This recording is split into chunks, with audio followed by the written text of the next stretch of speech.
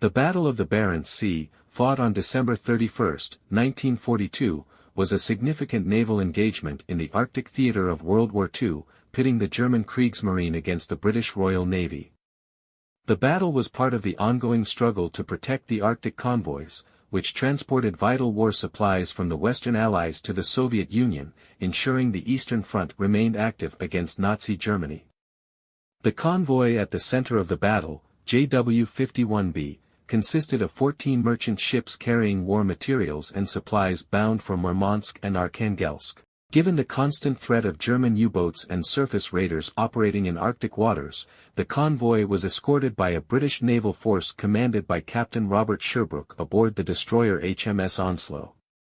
The escort included 5 other destroyers, HMS Outnumbered, HMS Obedient, HMS Orby, HMS Orwell, and the Free Norwegian destroyer HMS Stord, along with 2 corvettes, HMS Rhododendron and HMS Hyderabad, a minesweeper, HMS Bramble, and 2 powerful light cruisers, HMS Sheffield and HMS Jamaica, assigned as a covering force under the command of Rear Admiral Robert Burnett. The German High Command, believing that lightly escorted Arctic convoys presented an opportunity for destruction, launched Operation Regenbogen.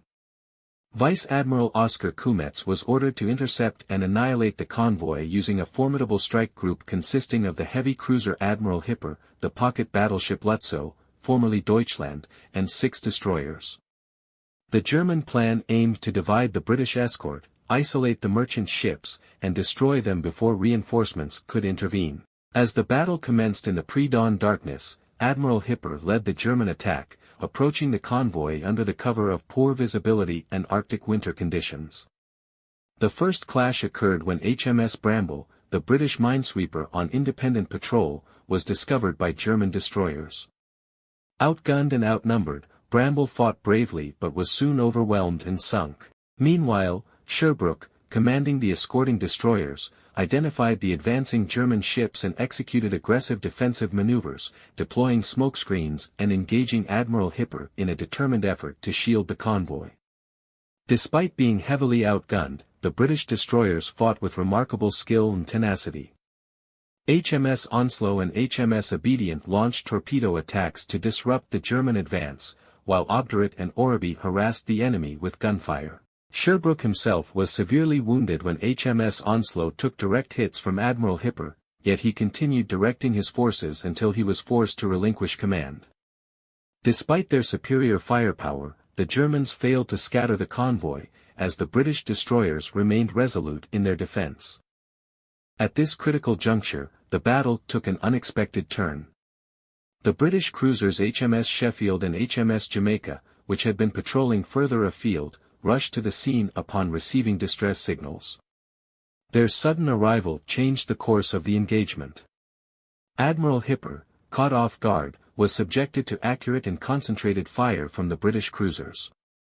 HMS Sheffield and HMS Jamaica scored multiple hits on Admiral Hipper, damaging her severely and forcing her to disengage. In the chaos, the German destroyer Friedrich Eckold mistakenly identified HMS Sheffield as a friendly ship and approached too closely.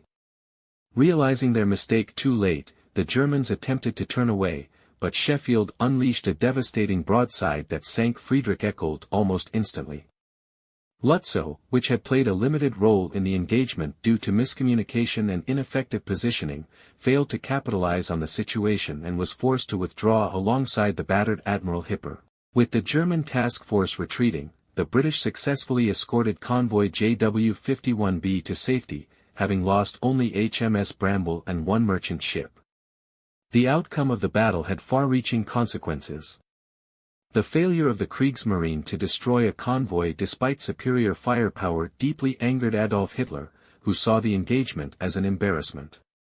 His frustration led to a drastic loss of confidence in the surface fleet, prompting him to order a reduction in capital ship operations, effectively limiting the German Navy's role in the war.